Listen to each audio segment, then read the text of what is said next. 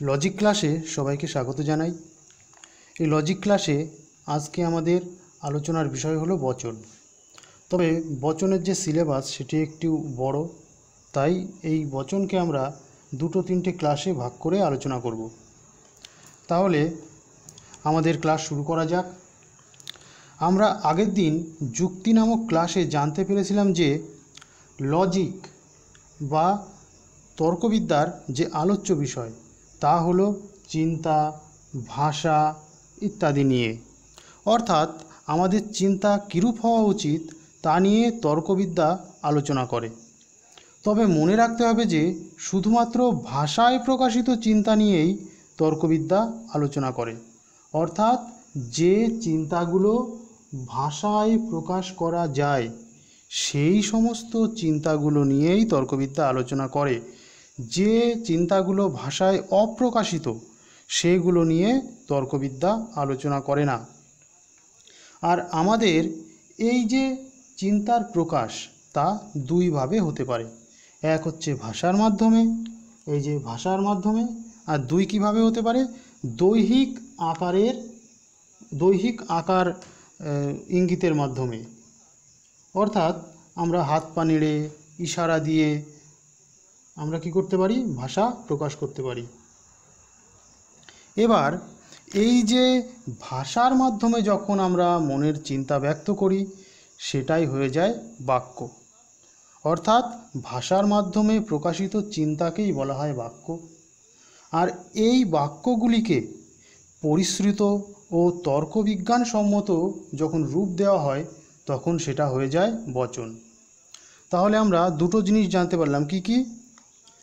ভাষায় প্রকাশিত যে চিন্তা, ভাষায় প্রকাশিত চিন্তা হলো বাক্য। আর এই বাক্যের যে পরিশ্রুত রূপ সেটাই হলো বচন। তাহলে দুটো জিনিস ক্লিয়ার হলো। এবার চলে আসি যে এই বাক্য এবং বচনের কি কি অংশ আছে বা কি কি উপাদান আছে। সবার প্রথমে আমরা বাক্য নিয়ে আলোচনা করি।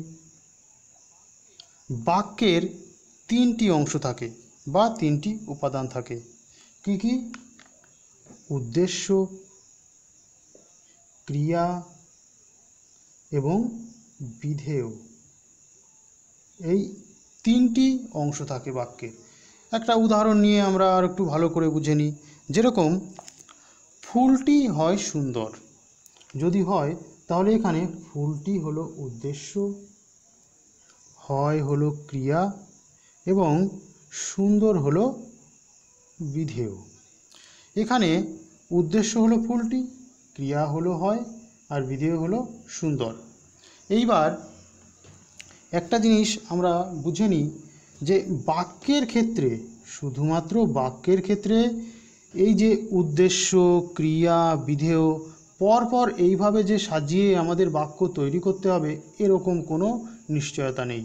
আমরা আগে বিধেয় দিয়ে পরে উদ্দেশ্য দিয়ে আমরা বাক্য গঠন করতে পারি। যেরকম এখানে রয়েছে ফুলটি হয় লাল, প্রথমে উদ্দেশ্য রয়েছে, পরে ক্রিয়া রয়েছে, তারপরে বিধেয় রয়েছে। যদি আমরা উল্টো করতাম যে সুন্দর হয় ফুলটি, আগে বিধেয় দিতাম, তারপরে ক্রিয়া দিতাম, তারপরে উদ্দেশ্য দিতাম, তা হলেও এটাকে বাক্য বলা হতো বা বাক্যরূপে পরিগণিত হতো। আবার কোনো কোনো এমন বাক্য থাকে যেখানে এই যে ক্রিয়াপদ হয় নয়, এই ক্রিয়াপদটা কোনো কোনো বাক্যে উপস্থিত থাকে, যেমন এটাই রয়েছে ফুলটি হয় সুন্দর। আবার কোনো কোনো বাক্য এমনও আছে যে সমস্ত বাক্যে এই ক্রিয়াপদটি ব্যবহার হয় না, কিন্তু ক্রিয়াপদটি উহ্যভাবে থাকে। যেরকম যদি বলি ফুলটি সুন্দর, এই যে যদি দিই যে ফুলটি সুন্দর, এখানে ফুলটিকে সুন্দর বলেছে, অর্থাৎ ফুলটি হয় সুন্দর তাই বোঝানো হয়েছে, কিন্তু হয় শব্দটা মাঝখানে দেয়া নেই, হয় শব্দটা উহ্য রয়েছে। তাহলে এভাবে বাক্য গঠন করা যায়। এবার চলে আসি বচনের বিষয়ে। বচনের ক্ষেত্রে আবার বচন বলতে আমরা এই যে তর্কবিদ্যায় বচন বলতে আমরা কি বুঝি? আদর্শ আকার সম্পন্ন বচন, ঠিক আছে? অর্থাৎ নিরপেক্ষ বচনকে আমরা বুঝে থাকি। এইবার সেই নিরপেক্ষ বচনকে বিশ্লেষণ করলে দেখা যায় যে নিরপেক্ষ বচনে 4টি অংশ রয়েছে, 4টি অংশ বা 4টি উপাদান রয়েছে। তাহলে বচনের উপাদান কয়টি? 4টি। কি কি? প্রথমটা হলো পরিমাণক, তারপরে হলো উদ্দেশ্য, তারপরে সংযোজক, তারপরে বিধেয়। এই 4টি অংশ থাকে একটি বচনে। তাহলে একটি বচনের 4টি অংশ থাকে। কি কি? পরিমাণক, উদ্দেশ্য, সংযোজক, বিধেয়। একটা উদাহরণের সাহায্যে ভালো করে বুঝে নিই। যদি বলি যে সকল মানুষ হয় মরণশীল, এটি একটি বচন। এখানে সকল হচ্ছে পরিমাণক, মানুষ হচ্ছে উদ্দেশ্য, হয় হচ্ছে সংযোজক, মরণশীল এটা হলো বিধেয়। তাহলে প্রথমেই দেখে নেওয়া যাক, পরিমাণক আছে সকল, উদ্দেশ্য আছে মানুষ, সংযোজক আছে হয়, বিধেয় হচ্ছে মরণশীল। এখানে দেখুন বাক্যে যে ক্রিয়াপদটি ছিল হয়, বচনে এসে সংযোজকটা হয়ে গেল হয়, অর্থাৎ হয় শব্দটা বাক্যের ক্ষেত্রে হয় ক্রিয়া, বচনের ক্ষেত্রে হয় সংযোজক। সে একই হয় বা নয় হতে পারে এখানে। এইবার আর একটা জিনিস কি, বাক্যের ক্ষেত্রে আমরা বলেছিলাম যে বাক্যের ক্ষেত্রে উদ্দেশ্য, ক্রিয়া, বিধেয় উল্টোপাল্টাও বসতে পারে বা কোনো একটা অংশ নাও থাকতে পারে। যেরকম এখানে ফুলটি সুন্দরে ক্রিয়াপদটি নেই। কিন্তু বচনের ক্ষেত্রে এরকম নিয়ম চলবে না। বচনের ক্ষেত্রে পরিমাণক, উদ্দেশ্য, সংযোজক, বিধেয় 4টি অংশ পরপর এই একই নিয়মে থাকবে।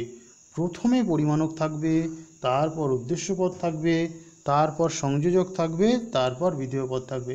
এইভাবেই বসবে। যেরকম আরও উদাহরণ নিই, কোনো মানুষ নয় সৎ, এরকম হতে পারে। কোনো ফল হয় টক, কোনো ফল নয় সুস্বাদু। এরকমভাবে যতই বচন গঠন করা যাক না কেন, পরিমাণক, উদ্দেশ্য, সংযোজক, বিধেয় এগুলো পরপর থাকবে। এবার তাহলে আমরা দেখে নিই যে পরিমাণকটা কি, উদ্দেশ্য কি, সংযোজক কি আর বিধেয় কি। সবার প্রথমে জানার চেষ্টা করি যে পরিমাণকটা কি।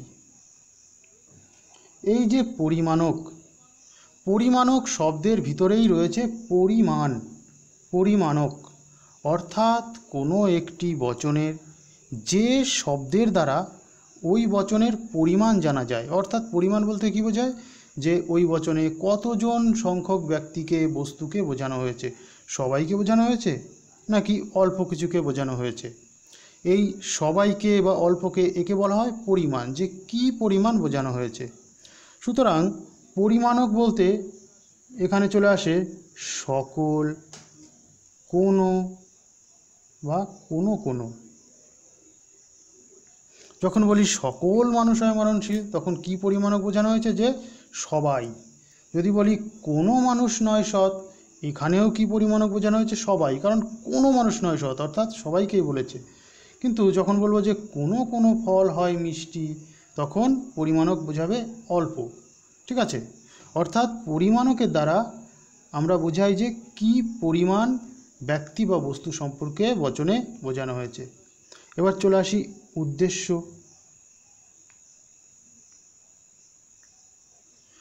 উদ্দেশ্য কি? কোনো একটি বচনে যাকে উদ্দেশ্য করে বা যার বিষয়ে কোনো কিছু বিধেয় পদে বলা হয়, সেই হচ্ছে উদ্দেশ্য পদ। যেমন আমরা যদি বলি যে সকল মানুষ হয় মরণশীল, তাহলে এখানে কাকে মরণশীল বোঝানো হয়েছে? মানুষকে, বা মানুষ সম্বন্ধে বলা হচ্ছে। যদি বলি ফুলটি হয় সুন্দর, তাহলে কাকে সুন্দর বলেছে? ফুলটি। এই ফুলটি হলো উদ্দেশ্য পদ বা মানুষ হলো উদ্দেশ্য পদ। ফুলটি, মানুষ এগুলো হলো উদ্দেশ্য পদ। যদি বলি টেবিলটি হয় ভাঙা, তাহলে উদ্দেশ্য পদ হবে টেবিলটি, কারণ টেবিলটিকেই বলা হচ্ছে। যদি বলি কোনো কোনো ছাত্র নয় পরিশ্রমী, তাহলে এখানে কাদেরকে উদ্দেশ্য করে বলা হচ্ছে যে তারা পরিশ্রমী নয়? ছাত্রদেরকে। এখানে ছাত্র হবে উদ্দেশ্য। এবার চলে আসি পরের অংশ কি, সংযোজক। সংযোজক যেটাকে বলা হয়ে থাকে সংযোগ বা সংযোগকারী, যে শব্দটা উদ্দেশ্য পদ এবং বিধেয় পদের মধ্যে সংযোগ সৃষ্টি করে।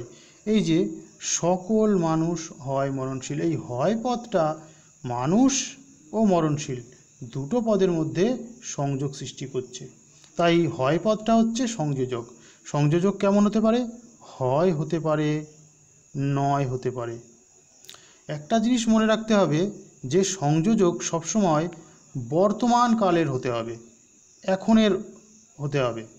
ছিলেন এইসবগুলো হবে না, হয় বা নয় বা হন বা নন এইরকম জাতীয় হবে। এবার চলে আসি বিধেয় পদ।